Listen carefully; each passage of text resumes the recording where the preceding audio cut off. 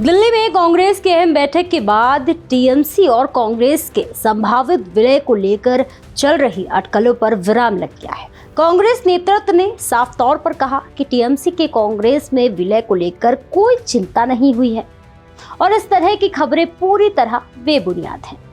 नमस्कार, मैं प्रेयसी पांडे और आप देख रहे हैं भारत एक्सप्रेस।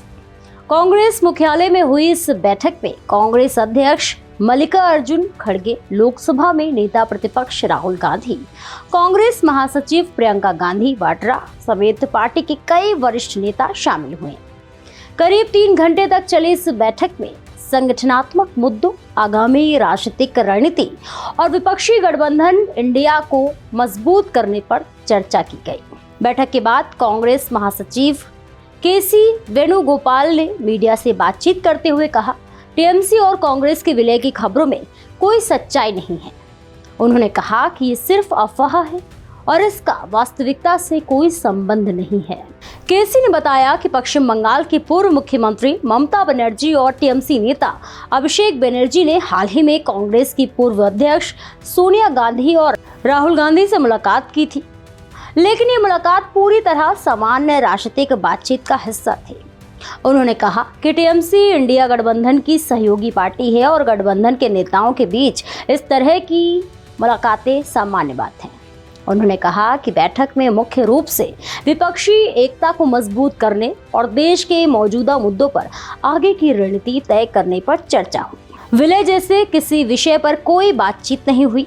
बैठक के दौरान कांग्रेस ने देश में बढ़ती महंगाई, बेरोजगारी और पेपर लीक के मामलों को लेकर भी केंद्र सरकार को घेरा। केसी ने कहा कि गैस सिलेंडर के दाम लगातार बढ़ रहे हैं, आम लोगों पर महंगाई का बोझ बढ़ता जा रहा है और युवाओं का भविष्य पेपर लीक जैसी घटनाओं से प्रभावित हो रहा है। उन्होंने कहा कि कांग्रेस आने वाले 2 से 3 महीनों में इन मुद्दों को लेकर देशव्यापी आंदोलन शुरू करेगी। राष्ट्रीय स्तर से लेकर राज्य और जिला स्तर तक प्रदर्शन आयोजित किए जाएंगे। पार्टी का उद्देश्य जनता की समस्याओं को मजबूती से उठाना और सरकार को जवाबदेह बनाना है। बैठक में चुनावी मामलों पर भी चर्चा हुई। केसी ने कांग्रेस नेता मीनाक्षी नटराजन के नामांकन रद्द किए जाने का मुद्दा उठाया।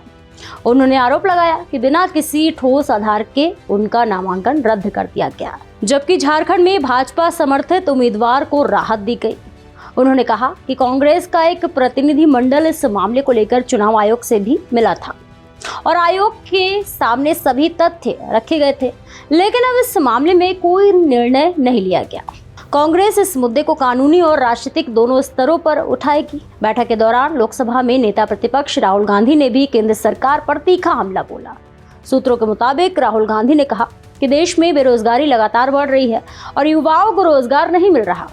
उन्होंने पेपर लीक की घटनाओं को भी गंभीर चिंता का विषय बताया। राहुल गांधी ने कहा कि कांग्रेस इन मुद्दों को लेकर जनता के बीच जाएगी और देश भर में बड़े स्तर पर आंदोलन करेगी। जानकारी के अनुसार इस अभियान की पहली बड़ी रैली दिल्ली में आयोजित की जा सकती है, जिसकी तैयारियां जल्द शुरू होंगी।